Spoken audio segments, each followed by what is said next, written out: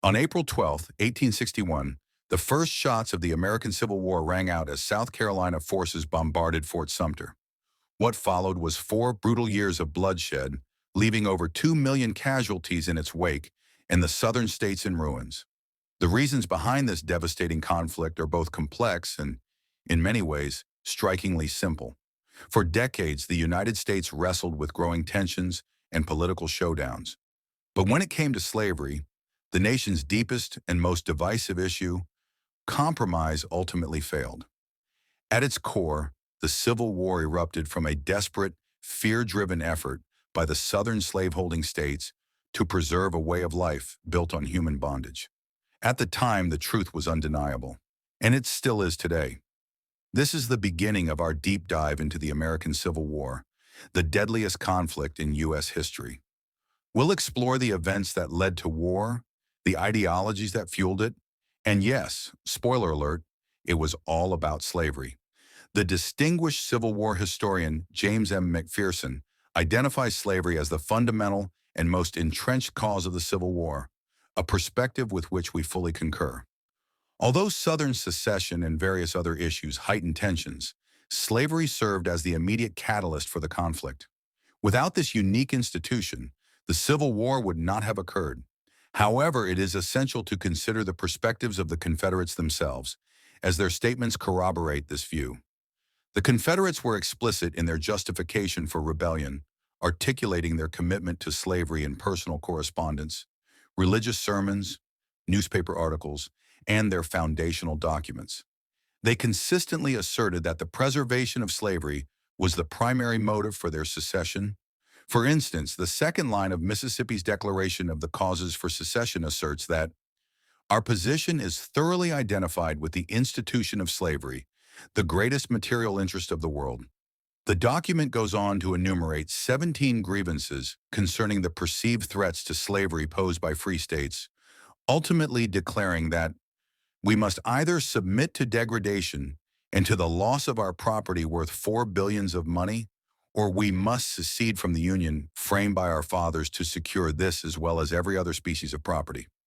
The original states that seceded expressed similar grievances and reached the same conclusion, albeit in a less succinct manner. The Confederate Constitution also explicitly aimed to protect slavery. While it largely mirrored the U.S. Constitution, it included additional safeguards for slavery and limited internal improvements. Article 1, Section 9, Line 4 of the Confederate Constitution states that no bill of attainder, ex post facto law, or law denying or impairing the right of property in Negro slaves shall be passed. And Article 4, Section 3 specifically permits slavery in any new territories. In his defense of the Constitution, Alexander H. Stephens, the Vice President of the Confederacy, explicitly stated that the Confederacy was established to uphold the institution of slavery. In his renowned cornerstone speech, he declared, "The new Constitution has permanently resolved all contentious issues concerning our unique institution, African slavery as it exists among us, and the appropriate status of the Negro within our civilization. This was the immediate cause of the recent rupture and current revolution." He further contended that, in stark contrast to the Declaration of Independence's assertion that all men are created equal, the foundation of our new government is based on the contrary principle. Its cornerstone is built upon the undeniable truth that the Negro is not equal to the white man, and that slavery, as a subservient condition to the superior race, is his natural state. Throughout his address, Stephens openly and unequivocally dismissed all American founding principles that could jeopardize the institution of slavery. He made it abundantly clear that the South's secession was motivated by the desire to perpetuate the enslavement of Africans. Confederate President Jefferson Davis, on the other hand, was more circumspect regarding the reasons for secession, often framing them in terms of property rights. Nevertheless, he never publicly contradicted Stephens, and there is no evidence to suggest he did so in private. Indeed, it is evident from his statements that he shared Stephens' sentiments. In his farewell address to the Senate, he consistently defended the notion of African inferiority and their rightful status as slaves, noting that the Constitution explicitly recognizes that class of individuals as property, rather than placing them on equal footing with white men. In a speech to the Confederate Congress, He lauded their liberation from a systematic and organized campaign against the rights of slave owners in the southern states. Abolitionists were concerned that their actions could render the institution of slavery so unstable that it would lose its value, effectively destroying property worth billions of dollars. It is evident that there was no confusion or disagreement regarding the motivations behind the Southern states of secession. They did so explicitly to preserve the institution of chattel slavery for Africans, a fact they openly proclaimed. This raises the question of how any ambiguity or dissent regarding the causes of the Civil War could exist when those instigating the conflict were so transparent about their intentions. Two primary factors contribute to this phenomenon. Firstly, there was a notable lack of emphasis on slavery in reputable academic discussions. Early historians addressing the Civil War did not prioritize slavery in their analyses, as it was widely accepted that slavery was the war's main catalyst. Consequently, most scholars concentrated on exploring other contributing factors, allowing the issue of slavery to be overlooked. There is often little incentive for academics to revisit well-established facts when there are more obscure topics to examine. This oversight fostered a perception that slavery was less central to the conflict than it actually was. The second reason for the marginalization of slavery in Civil War scholarship was the intentional misrepresentation by the Confederates themselves. After their defeat, they aimed to distance themselves from their untenable support of slavery in light of historical scrutiny. In a diary entry penned during his imprisonment and in later correspondence, Confederate Vice President Stevens asserted that his impromptu cornerstone speech had been inaccurately reported and transcribed, claiming that the true issues revolved around constitutional debates concerning states' rights. However, this assertion is weakened by his admission that he consulted with the reporter after delivering the speech, implying that he bears responsibility for any misinterpretation. Furthermore, Stevens was a prolific writer of letters and newspaper articles, which further complicates his claims. He never indicated that he had been misquoted, nor did he attempt to rectify the record prior to his imprisonment. Similarly, Davis would alter his narrative, asserting that the war was fought for the fundamental right of a people to alter their government and to withdraw from a union they had voluntarily joined as sovereign entities. He claimed that slavery was merely a secondary issue, a stark contradiction to the positions both men had held before the war and to the statements in their state's secession documents. Reputable historians regard the distortions presented by Davis and Stevens as self-serving and outright falsehoods. This fabrication was further supported by Jubal Early's efforts. Believing he was acting on Robert E. Lee's final directives to his troops, Early endeavored to romanticize and glorify the Confederacy as a noble lost cause through various articles for the Southern Historical Society and newspapers during the 1870s. These writings, along with memoirs from other former Confederates, contributed to a mythology that shielded the South from confronting the harsh realities of its actions and the unjust institution it sought to uphold. Post-war, this narrative did not deceive anyone. As Union General George H. Thomas remarked in 1868, the primary endeavors of the defeated insurgents since the war's conclusion have been to propagate the notion that the ideals of liberty, justice, humanity, equality, and all the virtues associated with freedmen were violated when the Southern independence movement failed. This was clearly intended as a form of political camouflage, allowing the crime of treason to be cloaked in a false veneer of patriotism, enabling the instigators of rebellion to be remembered alongside the defenders of the government, thereby erasing their own culpability. Ultimately, the concerted efforts to uphold lost causes allowed post-war Southerners to obscure the significance of slavery in the conflict. But there was never any genuine uncertainty then, nor should there be now. The motivations behind the South's willingness to engage in conflict were both intricate and straightforward, much like the reasons slavery was identified as the central issue. Historians concur, supported by Confederate rhetoric, that fear was a primary catalyst for Southern rebellion. The specific nature of these fears, as well as their relative significance, remains a topic of extensive discussion. However, three fears are particularly noteworthy. The most immediate concern was the threat posed by the enslaved individuals themselves. While this may seem irrational, Thomas Jefferson aptly remarked in 1820 that slaveholding resembles grasping a wolf by the ear. One cannot securely hold it nor safely release it. Slaveholders lived in constant anxiety over potential uprisings, and their fears were well-founded. Many affluent slave owners were educated in classical history and were aware of figures like Spartacus and the Roman Servile Wars, drawing parallels between their own situation and that of ancient Italian slaveholders who faced violent revolts. Moreover, the Haitian Revolution, which occurred just a few decades prior to the American Civil War, remained vivid in collective memory.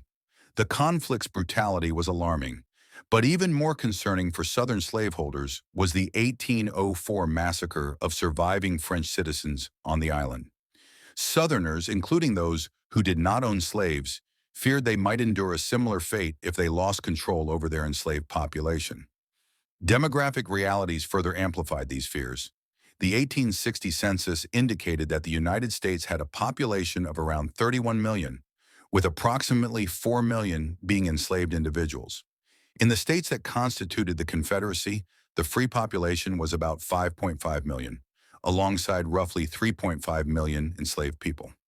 In states like South Carolina and Mississippi, where the number of enslaved individuals exceeded that of free citizens, this demographic imbalance contributed to their decision to secede first.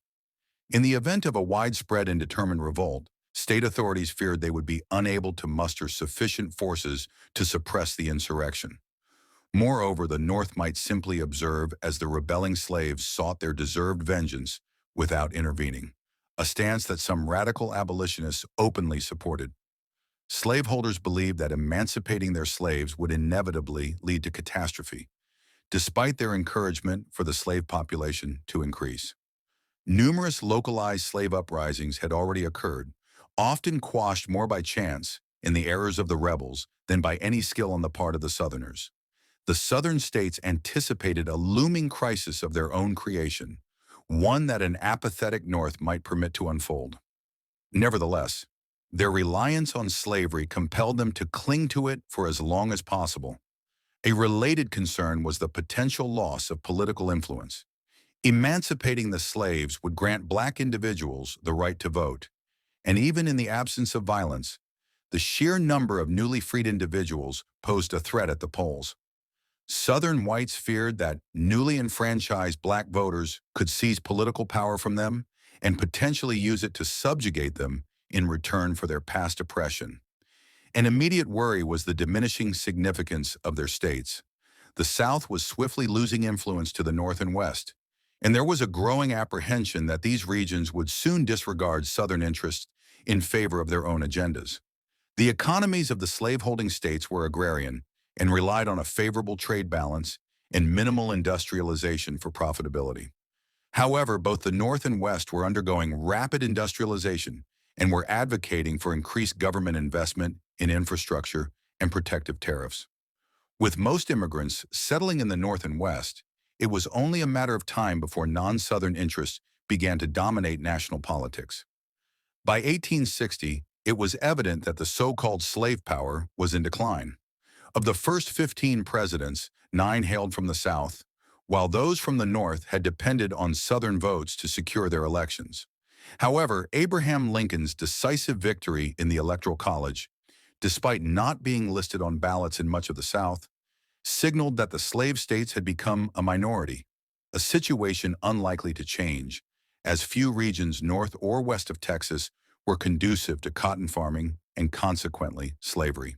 This economic limitation posed a significant challenge for the South. The antebellum Southern economy was heavily reliant on slavery. From their inception, the Southern states had structured their economies around agriculture, with large plantations serving as the cornerstone of their wealth. By the 18th century, this system was on the verge of collapse due to declining prices for Southern cash crops and soil degradation. The invention of Eli Whitney's cotton gin revolutionized the situation. Cotton, a native crop that thrived even in poor soil, had seen limited cultivation because the seeds were labor-intensive to remove by hand, restricting production to just 1 pound of cotton per worker each day. The cotton gin, which had been used in India and China for centuries, but had not yet reached the West, efficiently separated seeds from fiber and enabled the processing of up to 50 pounds of cotton daily. Concurrently, Britain was experiencing the early stages of the Industrial Revolution. driven by its textile industry. As the South ramped up cotton production, Britain developed an almost insatiable demand for the crop. This transformation elevated cotton from a mere nuisance to a highly valuable commodity.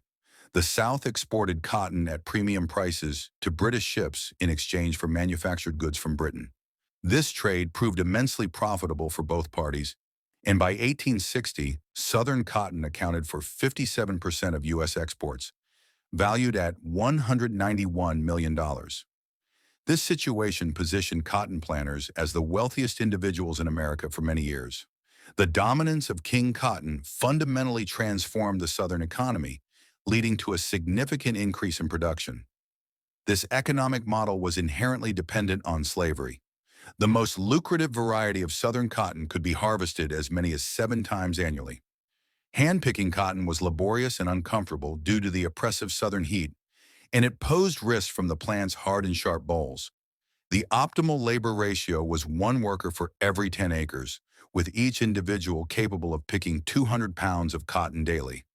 Cotton thrived in any warm, humid environment. However, during that period, it was not feasible to enhance the yield per acre. To cultivate more cotton, additional land was necessary, which in turn required an increasing number of laborers. Attracting free workers to such arduous tasks would have necessitated exorbitant wages, as they had few alternatives. With the American frontier offering vast opportunities and the rapidly growing northern factories consistently seeking labor, Southern planters found it challenging to compete in the labor market while sustaining their profits. Consequently, the most cost-effective solution was slavery, which entailed a significant initial investment but resulted in minimal ongoing costs. This led plantation owners to invest heavily in acquiring more slaves and land that was suitable only for cotton cultivation. An estimate from 1860 indicates that the total value of American slaves was at least $2 billion, while the total government revenue was approximately $4 billion. A substantial portion of Southern wealth was tied to slavery, rendering the Southern states entirely dependent on a precarious economic system. This phenomenon, known variously as Dutch disease, the resource curse, or a rentier economy, fostered a landscape of stark inequality and economic stagnation. The lucrative nature of resource extraction made it so profitable that other industries struggled to survive. The easy profits from resource extraction diminished the incentive to invest in alternative economic sectors, leading to their decline and often demise. A rentier economy relies heavily on its resources, and if that sector experiences a downturn, the entire economic structure is at risk of collapse. This dependency creates a significant wealth disparity between those who benefit from the resource and the broader population, resulting in instability. Many contemporary rentier states employ a mix of violent repression and social welfare measures to suppress dissent. The slaveholding South, for instance, resorted to extreme violence to control enslaved individuals, while the white population faced less direct oppression. Although the cotton economy fostered a privileged class of plantation owners, the majority of Southerners were impoverished farmers. Approximately 25% of Southern households owned slaves, but only about 8% possessed more than 10, and a mere 0.1% of planters owned over 100 slaves.